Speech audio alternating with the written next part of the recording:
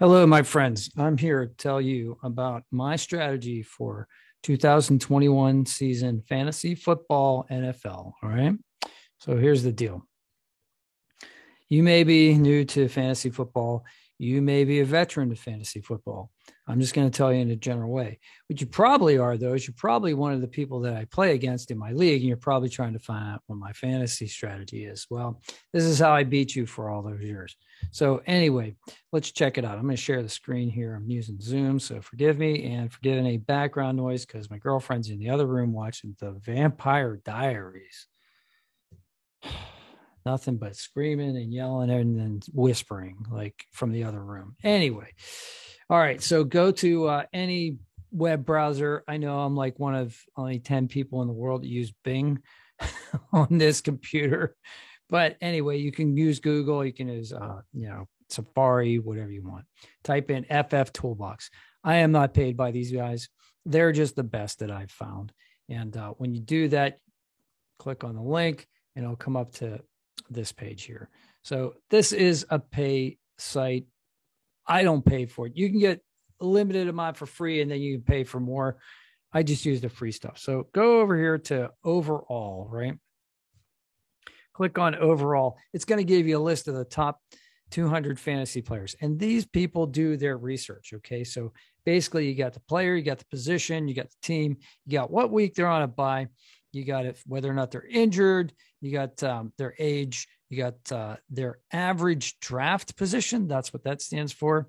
This is for pay leagues. We're not going to deal with that because what we're doing is a general, the most common league. So the most common leagues out there are, well, let me just finish this. Projected points and then the box score. Now, the box score is what you want to use because projected points can vary based on position, relative strengths. This takes all of that into account. So you don't even have to think. You just go right down your list. Okay. That's one way to do it. But I'm going to tell you about positions and which, a couple like specific things. Anyway, this is for a league that is either 10 or 12 players because those are the most common sizes. Usually it used to be 12 players. I know a lot of people got a 10-player leagues, but this strategy will work for both, in my humble opinion. Okay. And also this is for standard scoring. Now, standard scoring is that wide receivers, wide receivers, running backs, they all get 6 points per touchdown, but quarterbacks get four points. Now, if your league has quarterbacks getting 6 points, quarterback's going to go way up on this list here. Okay. So this is for a standard scoring league. And this is what they call a snake draft. You're not like an auction. You don't have money. That's what this column here, AAV, is for. What this is where, like, you pick a number, you're first, you go all the way down to 12, then you go back, 12 picks 13th, 14th, 15th, it goes all the way back up to 1. So if you're first, you pick first, but you won't pick again until you're like 24th pick. So that's a long time to wait. But anyway, here's a general strategy that I'm going to use this year, I believe. Now, everything's subject to change. When you're like drafting, you might, change your mind, and that's okay. But it's important to have a plan to go in with. And then if you deviate from that plan, that's fine. But at least you have like a framework to work with. So this is what I'm going to do. So basically, you can see here that McCaffrey is valued way above everybody else. Okay. Way above. So if I'm drafting first, I'm picking McCaffrey. I'm not going to second guess this. These people here are experts. That's what they do, right? They get paid to do this. So I'm going to go with McCaffrey. Everybody's like, well, you're going to go with McCaffrey or Henry. Henry was great last year. True. But also, Tennessee Titans picked up a lot of weapons. So, they picked up Julio Jones for crying out loud. But anyway, I don't have to second guess that. I can just go right down the list. So if I'm second pick and McCaffrey's gone, Dalvin Cook looks really good, right? Well, here's my first caveat. I personally had Dalvin Cook last year. He was a monster. Love that dude. However, I would probably go down and reach for Travis Kelce, and here's why. If you can also sort this list by position, so you can press on tight end and it'll list all the tight ends, right? And it'll give you all their box scores. Travis Kelce is the only one who has projected points in the 300s. Okay. Now, obviously, the box score is not here. Now, if you paid for the site, the box score would be here. But you can see, basically, there's nobody even close except for Darren Waller. And I'm not, convinced of that. George Kittle, who is amazing, is much further down in projected points than Travis Kelce. So, I mean, I'm going to take Kelce. I had Kelce last year as well. No wonder I won my league, right? So basically, that's what I'm thinking. I'm thinking if I don't get McCaffrey, I'm going for Kelce. And the reason why is because I have a third wide receiver. The guy who scores points like a wide receiver. Let's go to wide receivers for a second. What did it say for Kelce? Projected points, 317. If you look here at 317, you're talking he's the fifth best projected points per wide receiver in the league. And he's in your tight end slot. Most leagues will not allow you. You have to put a tight end in the tight end slot. You have to put a wide receiver in the wide receiver slot. So another thing, most leagues allow you to start one quarterback, two running backs, and two wide receivers, and one tight end. So you want to have, aces in that tight end position because nobody else is going to be able to come close week in and week out. Now, on any given week, yes, they might outscore your guy, but week in, week out, Kelce is a monster. So that's why I would forego picking a running back, tight end, or running back, wide receiver, or quarterback, and I would pick Kelce. Now, let's assume that I get Kelce. What would I do next? Well, let's go back to the top 200. All right. I'm going to go for running backs. You know why I'm going to go for running backs? Because running backs are expensive. They are not in abundance. Good running backs. You can see here, the talent really drops off after about, I don't know. Let's say here, let's pull up the running back list. So here's a list of all the running backs. So McCaffrey is projected to get 415 fantasy points this year. That is insane amount of fantasy points, right? Dalvin Cook, who was a monster last year, isn't even close. He's like 60 points behind.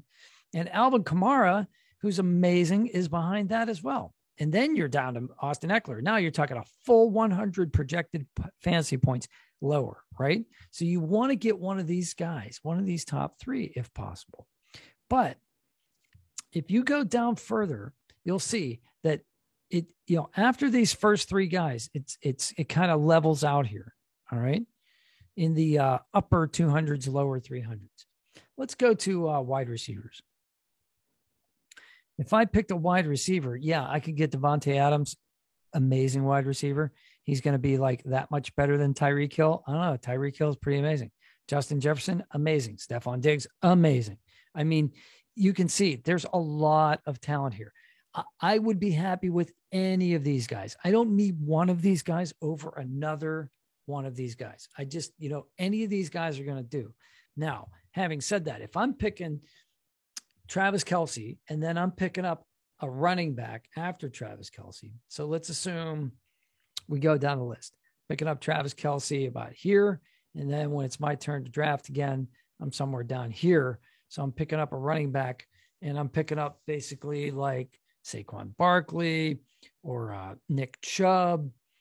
But I'm guessing that that's not the case. I'm guessing there's going to be one or two knuckleheads out there that are going to go reach, and they're going to reach for like a quarterback, or they're going to reach for like a top flight wide receiver. They're going to just double up on wide receivers right out of the gate. That is a strategy. But the thing is, there's going to be plenty of wide receivers left after the first few rounds, right? And forget quarterbacks. Don't even think about getting an elite quarterback. Here's why. Let's pull up quarterbacks. Mahomes is going to be gone. Somebody's going to pick him up in the first round, right? And that makes sense, but not for me, because quarterbacks are cheap. After you get down to like the 9th quarterback, they all start to look the same, right? Actually, it's more about the 11th quarterback. Any of these guys are interchangeable. Ryan Tannehill, Ben Roethlisberger, Kirk Cousins. Any of these guys are serviceable quarterbacks. Even if you waited until you bought Travis Kelce and then 2 running backs and then 2 wide receivers, you could still wait. Everybody else in the league, if you have a 12-person league, has gone down through Matt Stafford, and you could still pick up Tannehill in the 6th round. Why wouldn't you do that? Why wouldn't you do that? Especially now he's got Julio Jones. So there's your guy right there. Tannehill, big, right? Ben, he's going to be throwing the ball a lot. Absolutely. You know, he's not who he was. He's not the quarterback that he was like 10 years ago. He's a serviceable quarterback. I just watched the preseason game. And I know I'm Pittsburgh, so like I got a little bit of a, but I know a little bit more about him. So, it is what it is. But, which is a Pittsburgh saying.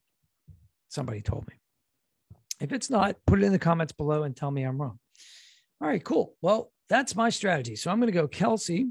I'm going to go 2 running backs. I'm going to go 2 wide receivers, and then I'm going to pick up Tannehill. Now, let's suppose that I can't pick up Kelce, right? Then I'm definitely going running back, wide receiver.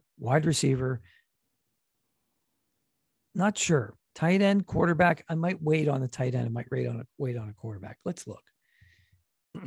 If the first 11 tight ends are gone, and I'm down here, yeah, I mean, all these guys are the same. Look at them. All their projected points are within like 10 points of each other. So there's no reason to I can wait on them, right? So I'll go running back, wide receiver, quarterback, tight end. There's a strategy for you. If Kelce's available, and if you didn't already, if McCaffrey's gone, because I'm going to take McCaffrey over Kelce. If Kelce's available, I'll take Kelce, 2 running backs, 2 wide receivers, quarterback. There you go. Easy peasy. Hope you guys have a great day. Good luck in your fantasy leagues. And I hope, what can I say, man? I hope you guys do well. If this helped you, please smash like and please subscribe to the channel because that helps me a lot. Have a great day. See if you can help somebody. And if you want to see updates during the season, put it in the comments below so that I know you're watching. Because if you're not, I'm going to go play Candy Crush or do something else. Or maybe I'll start watching the Vampire Diaries with my girlfriend. 8 seasons, man. They had 8 seasons of that show. How's that even possible?